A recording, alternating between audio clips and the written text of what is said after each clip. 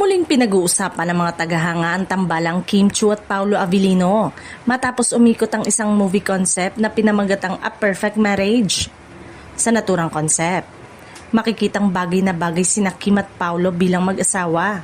Dahil dito, marami ang nagkomento na bagay silang gumanap bilang mag-asawa sa isang movie romantic.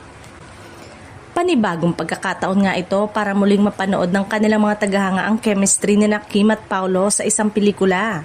Kilala ang dalawa sa kanilang natural na on-screen connection na naging dahilan para suportahan sila ng maraming manonood. Samantala, kapansin-pansin din ang pamagad na A Perfect Marriage na nagbigay ng ideya sa mga fans kung ano ang maaaring maging tema ng kwento.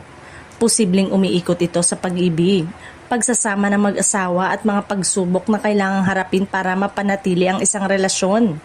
Dahil dito, marami na ang curious kung magiging opisyal na nga bang natural na pelikula at kung sina Kim Chiu at Paolo Avellino ang gaganap bilang pangunahing karakter. Patuloy namang sinusubaybayan ng Kim Pao supporters ang anumang update tungkol sa kanilang mga susunod na proyekto. Sa ngayon, nananatiling mainit ang interest ng publiko sa tambalan ni Kim at Paolo. Kung magkakaroon nga ng bagong pelikulang pagbibidahan ng dalawa, tiyak na isa ito sa mga proyektong aabangan ng kanilang mga tagahanga.